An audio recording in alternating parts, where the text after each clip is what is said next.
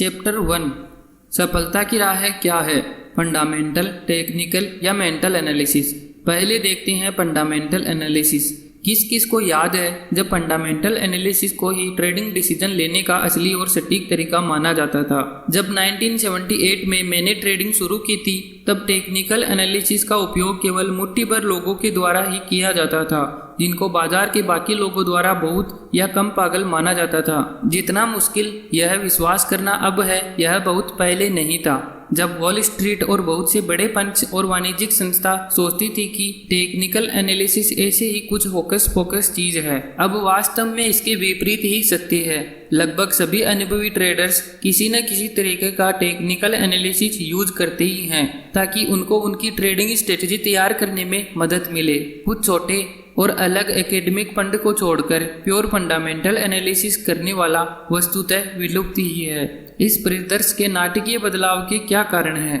मैं निश्चित हूँ कि इस बात से किसी को कोई आश्चर्य नहीं होगा कि इस प्रश्न का बहुत सरल सा जवाब है पैसा। कड़ाई से फंडामेंटल एनालिसिस से निर्णय लेने में यह समस्या है कि इससे निरंतर पैसा बनाने में कठिनाई आती है। उन सभी के लिए जो फंडामेंटल एनालिसिस के बारे में नहीं जानते, मैं एक्सप्लेन कर देता हूँ। फंडामेंटल एनालिसिस उन सभी कारकों पर ध्यान देने का प्रयास है जो सप्लाई एंड डिमांड के रिलेटिव बैलेंस को प्रभावित कर सकती हैं या फिर सप्लाई में असंतुलन और किसी स्टॉक, कमोडिटी और फाइनेंशियल इंस्ट्रूमेंट में संभावित डिमांड पर ध्यान देते हैं। प्राथमिक गणितीय मॉडल जो कि विभिन्न कारकों जैसे इंटरेस्ट रेट्स, बैलेंस शीट और कई अन्य के महत्व को मापकर पता लगाते हैं कि भविष्य के किसी बिंदु पर क्या कीमत होनी चाहिए। इस मॉडल के साथ समस्या यह है कि ये शायद ही कभी दूसरे ट्रेडर्स के लिए वेरिएबल होते हैं। लोगों की भविष्य के प्रति मान्यता और उम्मीदों से प्राइस मूवमेंट होते हैं, न कि मॉडल से। वह तथ्य जो एक मॉडल को सभी रिलेटिव कारकों के आधार पर तार्किक और उचित बनाता है, वह उस समय कोई वैल्यू नहीं रखता जब कोई ट्रेडर जो बाजार के अधिकतर ट्रेडिंग वॉल्यूम के लिए जिम्मेदार है उसके बारे में जागरूक ही नहीं है या फिर उसमें विश्वास ही नहीं रखता। तथ्य के रूप में कई ट्रेडर्स, विशेषकर वे फ्यूचर्स एक्सचेंज पर जो प्राइस को एक दिशा में या दूसरी दिशा में नाटकीय रूप से चलाने की ताकत रखते हैं, वे fundamental supply and demand factor जो कि प्राइस को प्रभावित करता है उसका थोड़ा सा भी कॉन्सेप्ट नहीं रखते।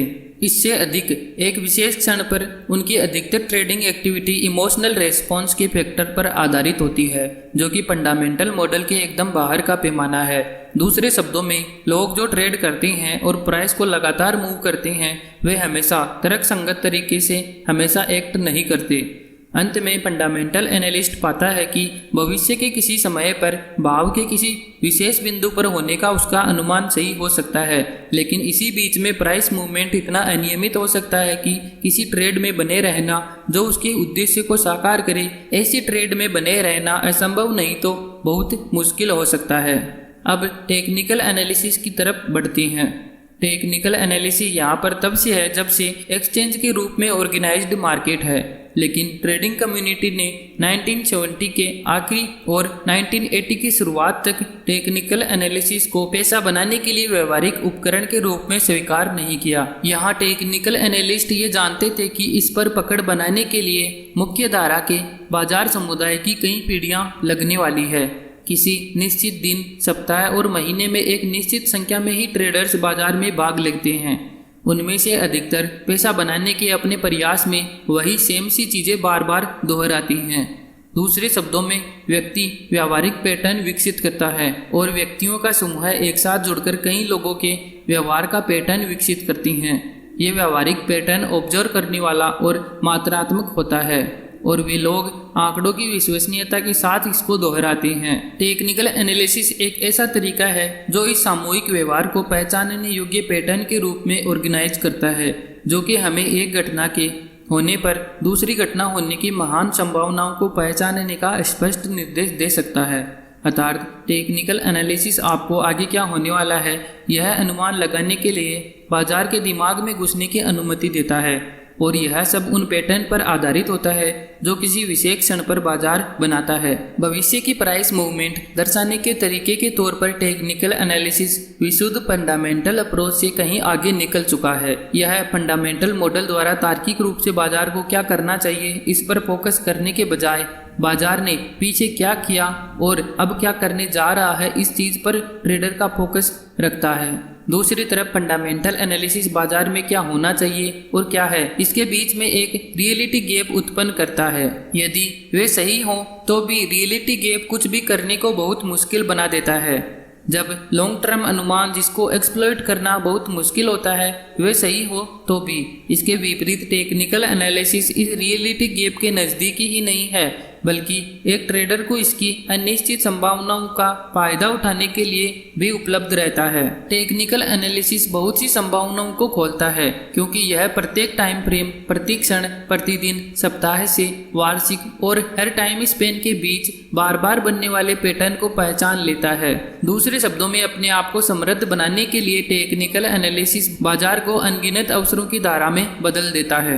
अब बढ़ते हैं मेंटल एनालिसिस की तरफ। यदि टेक्निकल एनालिसिस इतने अच्छे से काम करता है तो फिर क्यों ज़्यादा से ज़्यादा ट्रेडिंग कम्युनिटी के लोग बाजार के टेक्निकल एनालिसिस से अपना ध्यान हटा के अपने मेंटल एनालिसिस पर लगाते हैं, मतलब कि उनकी अपनी ट्रेडिंग साइकोलॉजी। इसका जवाब देने के लिए आपको अपने आप से यह सवाल पूछने से ज़्यादा कुछ करने की ज़रूरत नहीं है कि आपने यह बुक क्यों खरीदी है।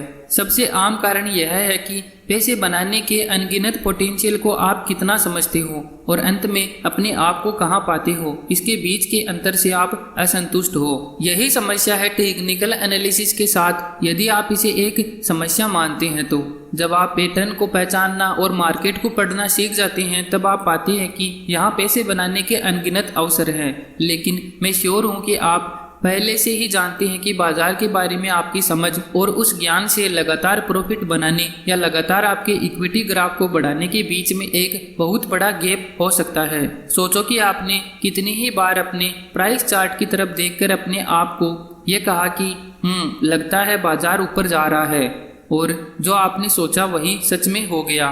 लेकिन आपने बाजार के मूव को देखकर आप कितना पैसा बना सकते थे ये सोचकर दुखी होने के बजाय कुछ भी नहीं किया।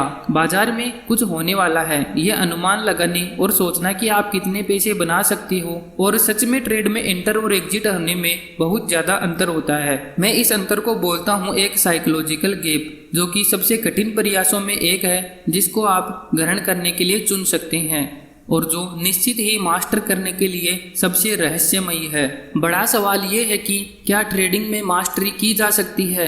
क्या यह उतना ही सहजता और सरलता से अनुभव करना संभव है जितने कि हमें मार्केट को देखते हुए सफलता के बारे में सोचते समय यह लगती है?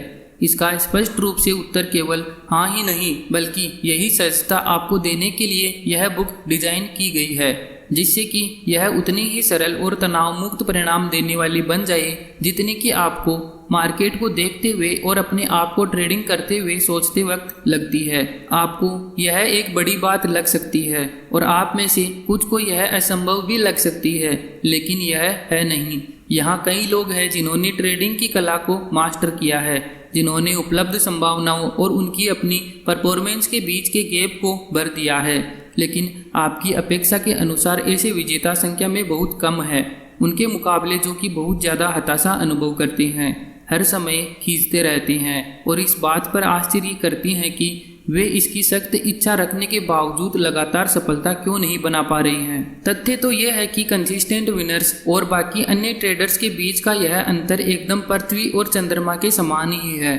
पृथ्वी और चंद्रमा दोनों ही हमारे सौर मंडल के स्वर्गीय पिंड हैं, इसलिए उनमें कुछ समानताएं हैं, लेकिन गुणों में वे उतने ही भिन्न हैं जितने कि दिन और रात। एक समय पर कोई भी व्यक्ति जो किसी ट्रेड को लेता है अपने आप को ट्रेडर होने का दावा कर सकता है, लेकिन जब आप इसकी तुलना उन मुट्ठी भर लगातार विजेता बनने वाले ट्रेडर्स के गुणों से करते हैं तब आप पाते हैं कि यहाँ भी दिन और रात के समान ही अंतर है। यदि चांद पर जाने को लगातार जीतने वाला ट्रेडर माना जाए तो हम कह सकते हैं कि चांद पर जाना संभव है। इसकी यात्रा बहुत ही कठिन है और कुछ एक मुट्ठी भर लोग ही इसे कर पाए हैं। पृथ्वी पर यहाँ के हमारे दृष्टिकोण से चांद हमें हर रात को दिखाई पड़ता है और यह इतना निकट दिखता है कि हम वहाँ पहुंचकर इसे छू सकते हैं। सफलता से ट्रेडिंग करना भी ऐसा ही अनुभव है। किसी विशेष दिन, सप्ताह और महीने में बाजार उसके लिए बहुत सारे पैसे बना के देता है जिसके पास ट्रेड लेने की योग्यता है। क्योंकि बाजार हमेशा निरंतर मूव करता है तो पैसे भी हमेशा बनते रहते हैं, जो कि आपकी समझ में बहुत ज़्यादा सफलता की संभावनाएं बनाता हुआ प्रतीत होता है। मैंने यहाँ पर प्रतीत शब्द का प्रयोग दोनों प्रकार के ट्रेडर्स के ग्रुप के बीच में भेद करने के लिए किया है, जिन्होंने बाजार में निरंतरता सीख ली है और जिन्होंने निरंतरता की सीमा को पार कर लिया है। उनके लिए पैसे उनकी समझ में ही नहीं, वे वस्तुतः इनकी वसीयत में भी है। मुझे लगता है कुछ लोग इस कथन को आश्चर्य भरा और अविश्वसनीय पाएंगे, लेकिन यह सत्य है। यहाँ कुछ सीमाएं हैं, लेकिन अधिकतर समय पैसे उनके खाते में उतनी सरलता और सहजता से बहता है जितनी सरलता से यह अधिकतर लोगों के दिमाग पर चोट करता है। जो भी हो, जिन ट्रेडर्स ने अपने आप को इस विशेष ग्रुप में विकसित नहीं किया, उनके लिए प्रतीत शब्द ही लागू होता है। तब तक ही ऐसा लगता है जैसे निरंतरता और अंतिम सफलता जिसकी वे इच्छा करते हैं वो उनके हाथ में और उनकी समझ में है, जब तक कि यह आपकी आंखों के सामने भाप बन के बार बार फिसल नहीं जाती। और इस ग्रुप के ट्रेडिंग के बारे में जो निरंतर है वो है केवल भावनात्मक दुख। हाँ, वे निश्चित तौर पर उत्साहित होते हैं, लेकिन यह कहना कोई अतिशयोक्ति नहीं होगी कि ज्यादातर समय वे गुस्से, निराशा, चिंता, हताशा, बदले और पछतावे की मनाई स्थिति में रहते हैं। तो फिर इन दोनों समूह के ट्रेडर्स को क्या अलग करता है? क्या यह इंटेलिजेंस है? क्या निरंतर जीतने वाले बाकी लोगों से ज्यादा स्मार्ट होते हैं? क्या वे और ज़्यादा मेहनत करते हैं? क्या वे बेहतर एनालिस्ट्स होते हैं? और क्या वे बेहतर ट्रेडिंग सिस्टम्स रखते हैं? क्या उनको ऐसे व्यक्तित्व वाले गुण विरासत में मिलते हैं जो कि उनके लिए ट्रेडिंग के तनाव को डील करना उनके लिए आसान बनाते हैं? ये सभी संभावनाएं काफ़ी प्रशंसनीय लगती है, सिवाय इसके कि जब आप देखते हैं कि असफल ट्रेडिंग समुदाय में कुछ लोग समाज के सबसे बुद्धिमान और संपन्न लोग भी हैं। निरंतर हारने वाले सबसे बड़े समूह में प्राथमिक रूप से डॉक्टर्स, वकील, इंजीनियर्स, वैज्ञानिक, सीईओज, अमीर सेवानिवृत्त लोग और एंटरप्रेन्योर्स होती हैं।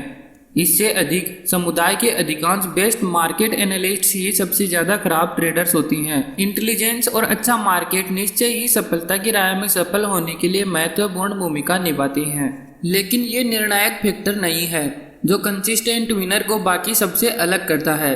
अगर यह फैक्टर इंटेलिजेंस और अच्छा एनालिसिस नहीं है तो फिर क्या है? बिजनेस के कुछ सबसे खराब और बेस्ट ट्रेडर्स के साथ काम करके और कुछ सबसे खराब ट्रेडर्स को सबसे बेस्ट बनने में मदद करने के बाद बिना किसी डाउट के मैं यह कह सकता हूं कि इस चीज़ के पीछे कुछ विशेष कारण है कि क्यों कुछ बेस्ट ट्रेडर्स लगातार बाकी सभी को मात दे पाती हैं। एक तरीके से या दूसरे तरीके से हम सभी अलग अलग तरह से सोचते हैं। हम सब लोग इस बात से हमेशा इत्तेफाक ना रखें, पर यह मानना स्वाभाविक है कि किसी घटना पर अन्य लोग हमारी धारणाओं और व्याख्याओं को साझा करते हैं। बल्कि यह अनुमान भी तब तक वैलिड लगता है जब तक हम किसी चीज़ को जिसको हम दोनों ने अनुभव किया है के बारे में मतभेद रखते हैं। हमारे शारीरिक गुणों के अलावा जिस तरीके से हम सोचते हैं वही हमें यूनिक बनाता है, शायद हमारे शारीरिक गुणों से भी ज़्यादा यूनिक। चलो फिर से ट्रेडर्स की बात करते हैं। बेस्ट ट्रेडर्स के सोचने में और अभी तक संघर्ष कर रहे उनके सोचने में क्या अंतर है? जब बाजार को अनंत अवसर वाला युद्ध का मैदान माना जाए तब आप सामना करते हैं किसी ऐसे व्यक्ति का जो बाजार में सबसे टिकाऊ है, और इसके साथ ही सामना करते हैं आपकी साइकोलॉजी के विपरीत और कठिन साइकोलॉजिकल परिस्थितियों का। एक समय पर वे सभी लोग जो ट्रेड करते हैं बाजार में कब कोई अवसर उपस्थित होता है इसको पहचानना सीख ही जाते हैं, लेकिन खरीदने और बेचने के अवसर पहचानने मात्र से आप एक ट्रेडर की तरह सोचना नहीं सीख जाते। निर्णायक गुण जो निरंतर जीतने वाले ट्रेडर को बाकी सबसे अलग करती हैं वे ये हैं। विजेता एक मानसिकता ग्रहण कर लेती हैं, एक यूनिक तरीके का एटीट्यूड जो उन्हें अनुशासन में रहने की, फोकस्ड रहने की और इन सबसे भी अधिक विपरीत परिस्थितियों में भी कॉन्फिडेंट रहने की अनुमति देता है। इसके परिणाम स्वरूप वे सामान्य डर और सामान्य ट्रेडिंग गलतियों से और अधिक संवेदनशील नहीं रहते जो कि अन्य लोगों को घेरे रहती है। जो ट्रेड करते हैं वे सभी बाजार के बारे में कुछ न कुछ सीखते हैं, लेकिन कुछ थोड़े ही लोग उस एटीट्यूड को सीख पाते हैं जो लगातार जीतने के लिए निश्चित ही सबसे महत्वपूर्ण है। ठीक वैसे ही जैसे लोग गोल्फ क्लब और टेनिस को स्विंग करने की टेक्निक तो सीख जाते हैं, लेकिन उसकी निरंतरता या कमी बेशक ही उसके एटीट्यूड से आती है। वे ट्रेडर्स जो निरंतरता की सीमा को पार कर जाते हैं वे मार्केट में उनके प्रभावित तरीके से काम करने वाले एटीट्यूड को पाने से पहले बहुत से भावनात्मक और आर्थिक पीड़ा से गुजर चुके होते हैं। कुछ विरले ही अपवाद स्वरूप ऐसे लोग हैं जो सफल ट्रेडिंग परिवार में जन्मे होते हैं या फिर जो किसी ऐसे ट्रेडर के गाइडेंस में अपना करियर शुरू करते हैं जो ट्रेडिंग के सच्चे स्वभाव को समझता है और उतने ही अच्छे से सिखाना भी जानता है। क्यों ट्रेडर्स के बीच में ये भावनात्मक पीड़ा और आर्थिक विनाश आम बात है? इसका सीधा सा जवाब यह है कि हम में से अधिकतर इतने सौभाग्यशाली नहीं होते कि एक प्रॉपर गाइडेंस में अपना ट्रेडिंग करियर शुरू कर सकें। फिर भी इसके कारण इससे भी और गहरे हैं। मैंने अपने पिछले 17 साल ट्रेडिंग के पीछे की साइकोलॉजिकल डायनेमिक्स को जानने में बिताए हैं, इसलिए मैं सफलता के सिद्धांतों को सिखाने का प्रभावित तरीका विकसित कर सकता हूँ। जो मैंने पाया वो ये है कि ट्रेडिंग करना विचार में विरोधाभासों और अनियमितताओं से भरा हुआ है, जो कि हमारे लिए यह सीखना मुश्किल कर देता है कि हम सफल कैसे बने। इनफैक्ट यदि मुझे एक शब्द चुनना पड़े जो कि ट्रेडिंग की प्रकृति को सार्थक करता हो तो वह शब्द होगा विरोधाभास। भावनात्मक और आर्थिक विनाश ज़्यादातर ट्रेडर्स के बीच में आम इसलिए है क्योंकि हमारे ज़्यादातर एटीट्यूड, धारणाएं और सिद्धांत जो कि हमारी डेली लाइफ में बड़े सार्थक हैं और अच्छे से काम करती हैं, वे सब ट्रेडिंग वातावरण में बिल्कुल विपरीत प्रभाव डालते हैं। वे बिल्कुल काम नहीं करते। इसको जाने बिना ही ज़्यादातर ट्रेडर्स अपना ट्रेडिंग करियर शुरू करते हैं। ट्रेडिंग के सही अर्थ की मूलभूत समझ की कमी के साथ जो स्किल ट्रेडिंग में शामिल है, जिसको विकसित करने की ज़रूरत है, उसके बिना ही अपना करियर शुरू कर देती हैं। यहाँ इसका मुख्य उदाहरण है जिसके बारे में मैं बात कर रहा हूँ। ट्रेडिंग स्वाभाविक रूप से रिस्की है। मेरे ज्ञान के अनुसार कोई भी ट्रेड का गारंटीड परिणाम नहीं होता, इसलिए गलत सिद्ध होने और पैसे गंवाने की संभावना हमेशा रहती है। इसलिए जब भी आप ट्रेड लें, आप अपने आप को रिस्क लेने वाला मान सकते हैं, यद्यपि यह एक ट्रिक क्वेश्चन जान पड़ता है ना? इस प्रश्न का तार्किक रूप से स्पष्ट जवाब है हाँ। यदि मैं किसी ऐसी एक्टिविटी से जुड़ता हूँ जो कि स्वाभाविक रूप से रिस्की है, तो निश्चित ही मैं एक रिस्क लेने वाला व्यक्ति हूँ। यह एक ट्रेडर के लिए परफेक्ट तार्किक अनुमान है जो वह मान सकता है। फैक्ट तो यह है कि सभी ट्रेडर ये केवल अनुमान ही नहीं करते, बल्कि अधिकांश ट्रेडर अपने आप को रिस्क टेकर कहलाने में गर्व भी महसूस करते हैं। इस अनुमान के साथ समस्या यह है कि यह सच से कम भी नहीं है। सच में कोई भी ट्रेडर रिस्क ले रहा है जब वह कोई ट्रेड लेता है, लेकिन इसका मतलब यह नहीं कि आप उस रिस्क को स्वीकार भी कर रहे हो। दूसरे शब्दों में, सभी ट्रेड रिस्की होती है क्योंकि उसके परिणाम संभावित होते हैं, गारंटीड नहीं। लेकिन क्या अधिकांश ट्रेडर सच में ट्रेड लेते वक्त ये विश्वास करते हैं कि वे रिस्क ले रहे हैं? क्या वे सच में स्वीकार करते हैं कि ट्रेड के परिणाम गारंटीड न होकर संभावित होते हैं? और क्या वे पूर्ण रूप से इसके संभावित नतीजों को स्वीकार करते हैं?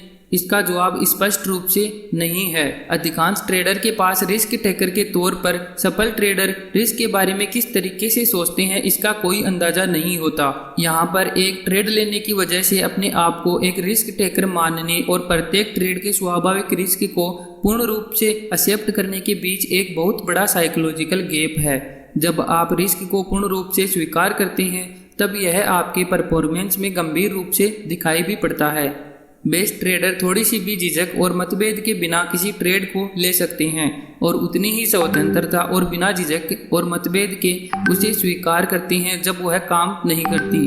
वे किसी ट्रेड से लॉस के साथ भी बाहर आ जाती हैं और ऐसा करते हुए उन्हें थोड़ा सा भी भावनात्मक डिस्कम्फर्ट नहीं होता। दूसरे शब्दों में कहें तो ट्रेडिंग का स्वाभाविक रिस्क बेस्ट ट्रेडर के लिए अनुशासन, फोकस और आत्मविश्वास खोने का कारण नहीं बनता है। अगर आप थोड़ी सी भी भावनात्मक परेशानी, विशेषकर डर के बिना ट्रेड लेने में सक्षम नहीं है, तो आपने ट्रेडिंग के स्वाभाविक रिस्क को स्वीकारना नहीं सीखा है। यह एक बड़ी समस्या है क्योंकि चाहे आपने किसी भी स्तर के डर को स्वीकार नहीं किया हो, उसी सेम स्तर से आप रिस्क को अवॉइड भी करोगे। किसी ऐसी वस्तु को अवॉइड करने की कोशिश करना जो कि हो ही नहीं सकती, वह आपके ट्रेड करने की योग्यता में विनाशकारी प्रभाव डालता है। किसी भी प्रयास से रिस्क को पूर्णतः स्वीकार करना सीखना मुश्किल भरा है।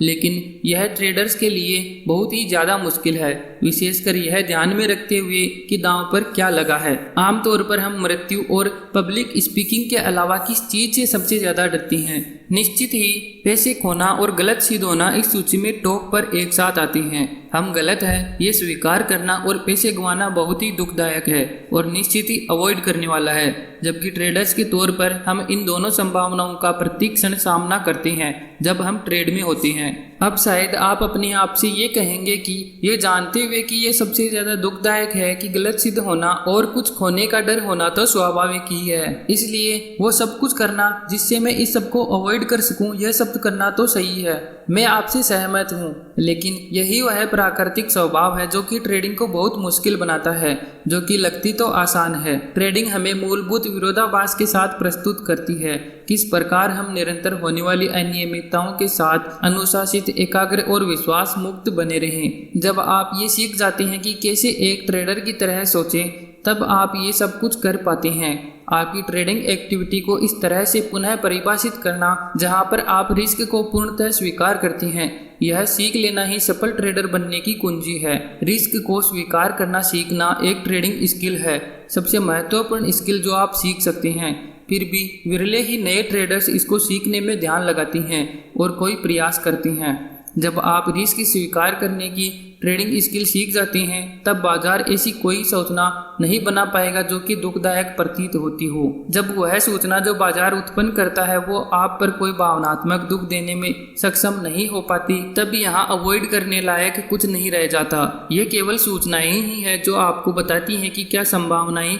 उपलब्ध हैं। इसको कहते हैं उद्देशिक दृष्टिकोण, एक ऐसा दृष्टिकोण जो कुछ क्रिया होने या न होने के आपके डर से बदलता नहीं है। मुझे यकीन है कि इस बुक को पढ़ने वाला ऐसा कोई भी ट्रेडर नहीं है जो बाजार के संकेत देने से पहले ही किसी ट्रेड में नहीं आया हो, या फिर जो बाजार के सिग्नल देने के बहुत देर बाद ट्रेड लिया हो। जो ट्रेडर कोई लॉस लेने के लिए अपने आप को नहीं मना पाता, वह या तो इसको और बड़ा बनाता जाता है या जल्दी ही विनिंग ट्रेड से बाहर हो जाता है, या अपने आप को विनिंग ट्रेड्स में पाता है पर पूरा प्रॉफिट नहीं ले पाता और ट्रेड्स को लॉसेस में चेंज कर देता है, या अपना स्टॉप लॉस को एंट्री पॉइंट के नज़दीक ले आता है। सिर्फ बाजार से बाहर निकलने और बाजार के वापस उसकी दिशा में जाने तक ये कुछ ऐसी गलतियां हैं जो एक ट्रेडर बार बार करता है। बाजार मूव करने और अपने बारे में इंफॉर्मेशन देने में किसी के साथ कोई पक्षपात नहीं करता। मूवमेंट और इंफॉर्मेशन ही वह सब कुछ है जिसके जरिए बाजार हम सबको कुछ करने का अवसर प्रदान करता है। बाजार के पास इन सब के अलावा कोई यूनिक पावर नहीं है जिससे हम इस सूचना का अनुमान लगा सकें या परिणाम के तौर पर हम अपने निर्णय और एक्शंस को कंट्रोल कर सकें। ये गलतियां जो मैंने पहले ही दर्शाई है और इसके अलावा और भी कई गलतियां हैं जिनको मैं विकृत एटीट्यूड वह है जो विश्वास के बजाय डर को बढ़ावा देता है। मुझे नहीं लगता कि मैं निरंतर जीतने वाले और बाकी अन्य लोगों के बीच इससे सरल तरीके से अंतर कर पाऊंगा कि बेस्ट ट्रेडर निर्भय होते हैं। वे निर्भय होते हैं क्योंकि वे ऐसा एटीट्यूड विकसित कर लेते हैं जो कि उन्हें बाजार द्वारा दी गई सूचनाओं के आधार पर ट्रेड में बने रहने और निकलने की उच्च स्तर की मानसिक संतुलन प्रदान करता है। उसी समय पर बेस्ट ट्रेडर्स ने ऐसा एटीट्यूड विकसित कर लिया होता है जो उन्हें लापरवाह होने से बचाता है। अन्य लोग किसी न किसी स्तर पर भयभीत रहते हैं। जब वे भयभीत नहीं होते तब उनकी लापरवाह होने की प्रवृत्ति होती है जो उन्हें ऐसा ही अनुभव करवाती है जिससे कि वे भयभीत हो जाएं। 95% ट्रेडिंग की गलतियां जो आप कर सकते हैं, जो आपकी आंखों के सामने से आपके पैसे गायब करने का कारण बनती है, वे सभी गलतियां आपके गलत सिद्ध होने के बारे में आपका जो एटीट्यूड है उससे आती है, या फिर पैसे खोने के या अवसर छूट जाने के या अपने पैसे ऐसे ही जाने देने के डर से आती है, जिनको मैं प्राथमिक ट्रेडिंग डर बोलता हूँ। अब आप अपने आप से कहेंगे कि मैं इसके बारे में नहीं जानता। मैं हमेशा सोचता हूँ कि ट्रेडिंग के बीच में बाजार का थोड़ा बहुत डर तो होना ही चाहिए। फिर से मैं कहूँगा कि यह एक स्पष्ट, तार्किक और अविवादित धारणा है, लेकिन जब बात ट्रेडिंग की हो तो आपका डर आपके खिलाफ इस तरीके से काम करता है कि आप उससे भी डरने लग जाएंगे जो कि वास्तव में यहाँ पर होना चाहिए। अगर आप गलत सिद्ध होने से डरते हैं तब आपका डर बाजार बाजार पर आपके अनुमान पर इस तरीके से काम करेगा कि वह अंत में आपको गलत बनाने का ही कारण बनेगा। जब आप भयभीत होती हैं तो और कोई संभावना नहीं रह जाती, आप किसी भी संभावनाओं का अनुमान नहीं लगा सकते और उन पर सही प्रतिक्रिया नहीं कर पाते। यहाँ तक कि इससे आपको नुकसान ही होगा, क्योंकि डर शारीरिक रूप से स्थिर होता है और यह आपके दिमाग को फ्रीज करने या अस्थिर करने का कारण बनता है। यह हमारे डर के उद्देश्य पर हमें ध्यान देने के फोकस को कम कर देता है। इसका मतलब है बाजार के बारे में उपलब्ध जानकारी के साथ साथ बाकी अवसरों पर हमारे विचारों को भी ब्लॉक कर देता है। आप उन सभी युक्ति संगत वस्तुओं के बारे में तब तक नहीं सोच पाते जब तक कि आप डर से बाहर नहीं निकलते या वह अवसर नहीं निकल जाता। तब फिर आप अपने बारे में सोचते हैं, मैं यह जानता था, मैंने यह तब क्यों नहीं सोचा, या फिर मैंने इस पर उस समय एक्ट क्यों नहीं किया। यह मानना अत्यंत कठिन है कि इन सभी समस्याओं की जड़ हमारा अपना अनुचित एटीट्यूड है और यही डर को इतना भयानक बनाता है। बहुत से थिंकिंग पैटर्न जो हमारी ट्रेडिंग पर विपरीत प्रभाव डालती हैं, वे हमारी प्राकृतिक तरीकों का एक समूह है जिसको सोचते हुए हम बड़े हुए हैं और जिससे हमने यह दुनिया देखी है। ये थिंकिंग पैटर्न इतनी गहराई से बढ़ गए हैं कि हमें लगता ही नहीं कि हमारी ट्रेडिंग समस्याएं हमारी आंतरिक समस्याएं हैं, हमारी मानसिक स्थिति से उत्पन्न होती है। वस्तुतः ये समस्याएं हमें बाजार की बाहरी समस्याएं लगती हुई ज़्यादा स्वाभाविक लगती है, क्योंकि इससे हमें लगता है कि बाजार ही हमारे दुख, निराशा और असंतोष का कारण है। फिर भी विश्वास, एटीट्यूड और अनुमान के बीच के संबंध को समझना ट्रेडिंग के लिए उतना ही मूलभूत है जितना कि टेनिस में सर्व करना और गोल्फ में स्विंग करना सीखना। दूसरे तरीके से देखें तो बाजार की सूचना के बारे में आपके अनुमान को कंट्रोल करना और समझना उस सीमा तक ही महत्वपूर्ण है कि आप इससे निरंतर परिणाम पाना चाहते हैं। मैं ऐसा इसलिए कह रहा हूँ क्योंकि ट्रेडिंग के बारे में जो कथन मैंने अभी कहा उतना ही सत्य कुछ और भी है। आपको एक विनिंग ट्रेड लेने के लिए मार्केट और अपने आप के बारे में कुछ भी जानने की ज़रूरत नहीं होती। ठीक वैसे ही जैसे आपको समय समय पर गोल्फ में अच्छे शॉट लेने के लिए सही तरीका सीखने की ज़रूरत नहीं होती। जब मैंने पहली बार गोल्फ खेला तो मैंने पूरे गेम में कई सारे अच्छे शॉट्स लगाए, जबकि मैंने कोई विशेष टेक्निक नहीं सीखी थी, लेकिन फिर भी मेरा स्कोर 18 में से 12 था। स्पष्टतः मेरा ओवरऑल स्कोर सुधारने के लिए मुझे टेक्निक सीखने की ज़रूरत थी। हाँ, और ऐसा ही ट्रेडिंग में भी है। हमें कंसिस्टेंसी बनाने के लिए टेक्निक चाहिए, लेकिन कौन सी टेक्निक? यह सच में प्रभावित तरीके से ट्रेडिंग सीखने में हैरान कर देने वाला पहलू है। यदि हम इसके बारे में जागरूक नहीं हैं या समझते नहीं हैं कि मार्केट इंफॉर्मेशन के हमारे अनुमान को हमारा विश्वास और एटीट्यूड किस प्रकार से प्रभावित करता है, तो यह ऐसे लगेगा कि यह बाजार का व्यवहार है, पर यही हमारी कंसिस्टेंसी में कमी का कारण है। परिणाम स्वरूप हमें लगेगा कि लॉसेस को अवॉइड करने और लगातार जीतने के लिए हमें बाजार के बारे में और ज़्यादा सीखना होगा। ये तथ्य एक जाल है जिसमें कभी न कभी अधिकतर ट्रेडर फंस जाती हैं और यह स्पष्टतः प्रतीत भी होता है, लेकिन यह अप्रोच काम नहीं करती। बाजार हमें बहुत सारे विवादित तथ्य मानने के लिए प्रस्तुत करता है, और अधिक बताऊं तो बाजार के व्यवहार की कोई सीमा नहीं है। यह किसी क्षण कुछ भी कर सकता है। तथ्य के रूप में देखें तो क्योंकि प्रत्येक व्यक्ति जो ट्रेड लेता है वह बाजार का भाग है, इसलिए यह कह सकते हैं कि एक अकेला ट्रेडर बाजार में कुछ भी घटने का कारण हो सकता है। इसका मतलब है कि आप चाहे कितना भी बाजार के व्यवहार के बारे में सीख लो, आप कितने भी उम्दा एनालिस्ट बन जाओ, मगर उतना कभी नहीं सीख पाओगे जिससे आप हर संभव तरीका जान पाओ जिससे कि आप कभी भी गलत ना हो और कभी भी लॉस ना करो। इसलिए यदि आप गलत सिद्ध होने और पैसे खोने से भयभीत हैं तो इसका मतलब आप उतना पर्याप्त कभी नहीं सीख पाएंगे जिससे आप डर के नेगेटिव इफेक्ट को कम कर पाएं और बिना झिझक के ट्रेड ले पाएं। दूसरे शब्दों में कहें तो आप लगातार अनियमितताओं के सामने विश्वास नहीं जुटा पाएंगे। ट्रेडिंग की कठोर सच्चाई यही है कि प्रत्येक ट्रेड के अनिश्चित परिणाम होते हैं। जब तक कि आप इन अनिश्चित परिणामों की संभावनाओं को स्वीकार नहीं करते, आप चेतन और अवचेतन तरीके से उस संभावनाओं को दूर करने लग जाएंगे जिसको आपने दुख का कारण माना है। इस प्रक्रिया में आप अपने आप को स्वनिर्मित कई सारी महंगी गलतियों का साक्षी भी बनाएंगे। अब मैं यह नहीं कहता कि हमें अवसर को जानने और पहचानने के लिए किसी तरह के मार्केट एनालिसिस और तरीके की ज़रूरत ही नहीं है।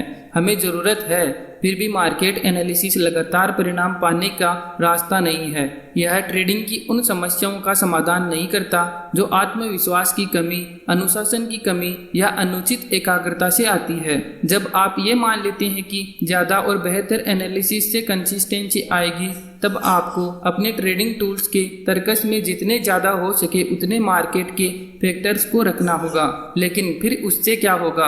आप अब भी बार बार निराशा और बाजार द्वारा धोखा खाया हुआ महसूस करोगे, क्योंकि कुछ ऐसा है जिस पर आपका ध्यान ही नहीं गया या आपने उसको तवज्जो ही नहीं दी। यह ऐसे लगेगा कि जैसे आपको बाजार पर विश्वास नहीं है, पर हकीकत तो यह है कि आपको खुद पर विश्वास नहीं है।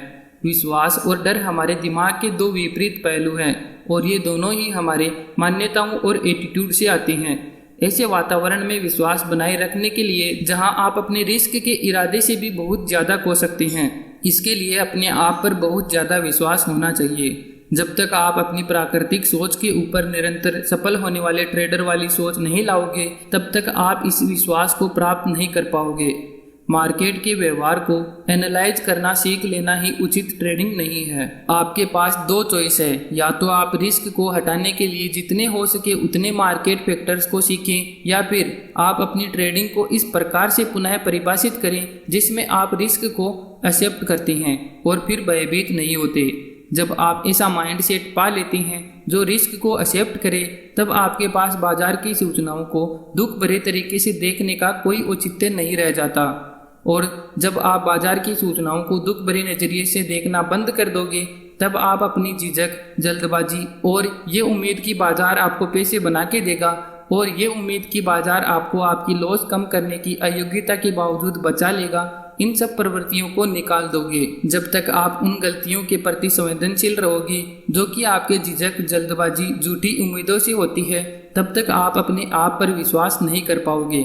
यदि आप खुद पर विश्वास नहीं करोगे तो आपके लिए लगातार सफल होना लगभग नामुमकिन है। ऐसा करने की कोशिश करना जो सिंपल लगता है, वह जब आप इसे करने की कोशिश करोगे तो सबसे मुश्किल होगा। कमाल की बात तो ये है कि जब आपके पास उचित एटीट्यूड होता है और एक ट्रेडर जैसा माइंडसेट होता है, और जब आप निरंतर अनियमितताओं के सामने भी विश्वास बनाए रखते हैं, तो ट्रेडिंग करना आपके लिए उतना ही आसान हो जाएगा जितना यह आपको उस समय लगता था जब आपने शुरू किया था। तो इसके लिए क्या उपाय हैं? आपको अपने एटीट्यूड और धारणाओं को इस तरीके से एडजस्ट करना होगा जिससे कि आप थोड़े से भी डर के बिना ट्रेड कर पाएं, लेकिन उसी समय पर आपको ऐसा ढांचा भी बनाना होगा जो आपको जल्दबाजी ना करने दे।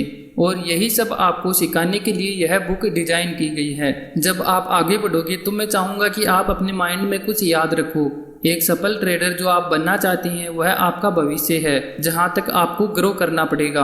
ग्रोथ करने के लिए विस्तार, लगातार सीखना और अपने आप को नई तरीके से अनुभव करना आना चाहिए। यह तब भी लागू होता है जब आप पहले से एक सफल ट्रेडर हैं या बनने के लिए इस बुक को पढ़ रहे हैं। बहुत सारे ऐसे नए तरीके से आप अपने आप को अनुभव करना सीखोगे जो ट्रेडिंग की प्रवृत्ति और उन विचारों और धारणाओं के साथ सीधा मतभेद रखते हैं जो कि आप में अब हैं। हो सकता है कि इन विश्वासों में से कुछ को पहले से जानते हो या नहीं जानते होंगे। कुछ भी हो, जो विश्वास आपने अब बनाए हुए हैं वह सच्चे ट्रेडिंग नेचर के साथ विवादित होता है। ये आंतरिक विवाद स्वाभाविक है। इस बुक में मेरी चुनौती यह है कि मैं इन विवादों को जितना हो सके उतने प्रभावित तरीके से सुलझा पाऊँ। आपके ये मानने की इच्छा की और भी ऐसी संभावनाएं एग्जिस्ट करती हैं, वे संभावनाएं जिनसे आप अनजान हैं या जिनको आपने पर्याप्त महत्व नहीं दिया। यही आपकी सीखने की प्रोसेस को और भी तेज और सरल बना देगी।